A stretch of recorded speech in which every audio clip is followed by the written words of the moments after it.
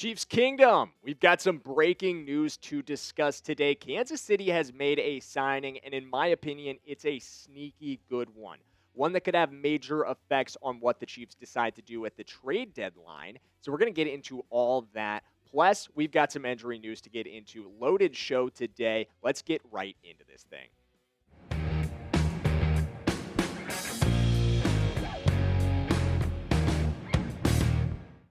All right, Chiefs fans, here's what we've got coming up on the Chiefs Report by Chat Sports. My name is Jackson Durham, and we're going to get into the roster move Kansas City made today, bringing back a familiar face to the roster, someone you guys should be familiar with. And then we've got some injury updates to get into, like I said, one on the positive end of the spectrum, and then a couple kind of on the negative end of the spectrum, as injuries usually tend to be. And lastly, we're going to talk some trade rumors. I think this move that Kansas City made up at the top could have a major effect on the decisions they decide to make at the trade deadline. So we're going to talk about all of that. But firstly, let's talk about the signing they made today. And like I said, this move could have major effects on the trade deadline plans. And make sure that you guys stay up to date, because the trade deadline is literally right around the corner, guys. It is next Tuesday, November 4th at 3 p.m. And if the Chiefs make any sort of move, if Kansas City makes a trade, big or small, we've talked about a lot of potential trade candidates, ranging from huge ones like Jalen Phillips and Breece Hall to smaller ones like Colin Sanders. No matter what they do, no matter if Kansas City Chiefs don't even make a move at all, we're going to be here to cover what they do. So stay up to date and hit that subscribe button and join the real ones on the Chiefs Report today. But let's get into the move that they did actually make, bringing back Mike Pennel, a face you guys should be pretty familiar with from his time with the Kansas City Chiefs prior to being released earlier this offseason, just before the start of the season. And then they obviously made that trade for Derek Nottie. I wasn't a huge fan of the decision to release Pennel. Neither was Chris Jones, which we'll get into in just a minute. And it's worth noting 100%, Malik Herring, defensive end, was also released from the practice squad to make way for this move. But this is a move, and we've talked about it over and over again, how important it was to go out and address the depth at defensive line. We knew after losing Omar Norman-Lott that this was the biggest position of need on the Kansas City Chiefs roster. It was pretty obvious to everybody watching. It was already a struggle on the defensive line. We were struggling to get pressure from the interior, struggling to get pressure, period. Chris Jones, still a phenomenal player. We love 95, but not the guy that he was in the past, who can single-handedly absorb double teams and still make that impact, freeing things up for other guys. He's been slowed down a lot by those double teams this year. So it was important that we went out and made a move to address the loss of Omar Norman-Lott, because Lott was supposed to be that guy next to Chris Jones to make it a little bit easier for him this year. We spent a lot of draft capital on him, 63rd overall pick in the draft, and he played well when he was on the field for just 5 games, but ultimately unable to keep going. Season-ending torn ACL in Week 7. And credit to Brett Veach for quickly going out and making a move to address this need. I don't think this necessarily prohibits us from making a trade to address it as well at the deadline, but I think it allows us to go in another direction, bringing back a guy Spags is familiar with. But I want to hear from you guys on this one. Grade the signing of Mike Pennel. How are we feeling about it? Give it an A if you really love this thing. If you think it is the best move that's going to save our season, give this signing an A. If you're hating this move, if you don't like it at all, give it an F. Let me know in the comments. Give it any sort of grade. You get to play teacher today. I'm going to give you my take, though. I love this move. I'd probably give it a solid B. I'm not going to give it an A. I think we got to be honest with ourselves as Chiefs fans. And we know who Mike Pennel is. We saw him last year.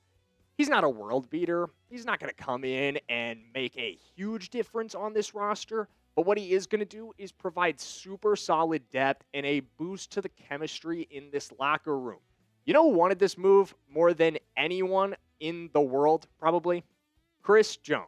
Big number 95. This photo is actually from today. This is Mike back at practice and Chris Jones dapping him up. These two having a great time as they have throughout his career. And Chris made it very, very apparent in an interview recently that he wanted Mike back. Here's what he had to say about Mike to the media. When he was asked, actually, what does the team miss without Mike Pennel? He said everything. And hopefully, life goes full circle when we get my guy back.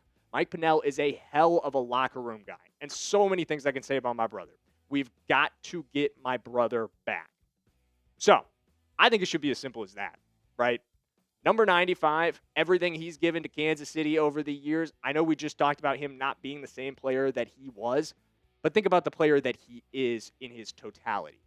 We owe him bringing back a brother. If he feels like Mike Pennell's his brother, if he feels like Mike Pennell's going to make a difference on this roster, super low-cost move, and it's a position of need, I think it's as simple as that, in my opinion. If it's important to 95, it's 100% worth doing. And like we talked about, even if Chris Jones hated the guy, we just need healthy bodies at the position. And Mike, not a world beater, but he's certainly better than Derek Nottie, who isn't good at all, and Jerry Tillery, who shouldn't really be on an NFL field, in my opinion. Mike Pennel should be able to come in, provide an instant impact for us alongside Chris Jones, move Nottie and Tillery more into those rotational roles. And when you think about instant impact, I think about the instant impact that Omaha Steaks can make on any tailgate. Guys, Omaha Steaks is the best way to fire up your tailgate, fire up your watch party, because this is some of the best food on the market. I've talked about it a good deal going up to Oklahoma, bringing the Omaha Steaks with me for my tailgate, for the family. And tonight, I've actually got a little date night, at-home date night planned with the fiance, cooking up some steaks for her as well. And every time I bring Omaha Steaks to the tailgate, to the watch party, to date night with my fiance, nobody's ever disappointed because Omaha Steaks is the official sponsor of tailgating. From legendary burgers to mouth-watering steaks, deli-style franks, and so much more. You'll elevate your next game day get-together with America's original butcher. Omaha Steaks' legendary flavor is served in stadiums and homes across the country. And I've got an exclusive deal just for our Chiefs Report viewers. The Kingdom is going to get an extra $35 off with promo code CHIEFS at checkout. That's promo code CHIEFS at checkout to get big savings on big flavor this football season and make game day delicious, guys, with the official sponsor of tailgating. Visit omahasteaks.com and get $35 off with promo code CHIEFS at checkout. That's omahasteaks.com and promo code CHIEFS at checkout. Terms to apply. See site for details. All right, back into our discussion. So I talked about this move could have an effect on what we do at the trade deadline, and I do think that's true. I think this move could mean that Breece Hall is once again an option for Kansas City. Because when you consider, we've kind of addressed the need at defensive tackle, and then you've also got the news that broke yesterday that Isaiah Pacheco is week to week with an MCL sprain. So we have a need at running back right now. Is Brashard Smith ready to step up into that RB1 role? I sure hope so. I think Kareem Hunt can help fill that gap. But you know who could absolutely fill that gap? This guy right here, gang. Breece frickin' Hall. We've talked about him over and over again. You guys know I'm a huge fan. But why would you not be? I mean, look at the numbers on Breece Hall. Look at the stats from this season. 117 carries, 581 yards. That's 5 yards per carry. And the breakaway game with him is unbelievable. Something we've talked about that's been missing from our run game. I think it's still missing, even though we've had more success. Outside of Patrick Mahomes, nobody's really generating explosive runs. 11% of everything you give to Breece Hall becomes an explosive run of 15 yards or more. We could really use a guy like that in the offense. And Jeremy Fowler said that the Jets are kind of on the fence right now. He said there are people in the Jets building who are leery of the idea of trading Hall, who showed Sunday that he could still be a dynamic threat and a key element of their offense. And if you didn't catch the game he's talking about against Cincinnati, he really did. 18 carries for 133 and 2 touchdowns. The fact is, there's a price for almost everything, he continues. And if a team gives the Jets a strong enough offer for Hall, they would probably take it. He continued on. But a couple of weeks ago, I would have expected them to deal Hall just to get something in return before he left as a free agent. Now it feels more possible that they consider bringing Hall back next season, in which case they might be more hesitant to trade him now. So that brings us to my trade idea. I think we have to start with a 4th-round pick. I think that's your floor offer for the New York Jets, and we can work up from there depending on how they respond. But I think a 4th-round pick is a fair offer for Breece Hall, especially when you consider he's going to need a new contract after this season, and that contract could get a little expensive, not out of Kansas City's price range. That's why I like this move so much, because I think Breece Hall, unlike Jalen Phillips, who we've talked about in the past, a move you could make on the defensive line, but that feels like a 1-year rental to me. That doesn't feel like a guy we could keep around. Breece, I'd make this move in a freaking heartbeat because we could keep him around. And imagine, what would it be like to have Patrick Mahomes with an elite running back again? Look at the RB depth chart that we've got right now, guys. I mean, Isaiah Pacheco's injured right now, but even when he's healthy, these guys have been productive. These guys have been solid. But is this a dream team room here? Rookie Brashard Smith, aging Kareem Hunt, Isaiah Pacheco, not really back in the prime of his career anymore. I think we could make an upgrade here. I think we could get an elite running back for Patrick Mahomes, and that's where Breece Hall comes in. I'd give up a 4th-round pick for him in a heartbeat. I'd even consider giving up a 3rd-round pick for him. But all of that we'll continue to discuss in a trade rumors video coming out this weekend. But let's focus on some injury updates for now, one of which extremely positive, guys. Trey Smith's back. Trey Smith returned to practice today, and I think we could all just, huge, huge relief to get him back. Mike Caliendo really struggled. We'll talk about that a little bit more in a minute. But enormous to get the right guard back in the roster. Josh Simmons going to miss practice again today. Not a huge surprise. Still dealing with the personal issue. Don't really have any more details on that situation for you guys. Hollywood Brown was out today.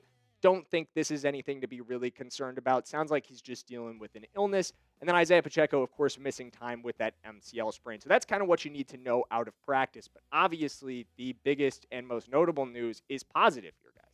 It's Trey Smith, man. Getting him back, oh my gosh, that's huge. Last week on Monday night, you could immediately tell the difference that it was when Mike Caliendo was in at right guard and not Trey Smith. And I know it's crazy. You got 5 offensive linemen. You'd think just one offensive lineman being out wouldn't make a crazy big impact. But that's how this works.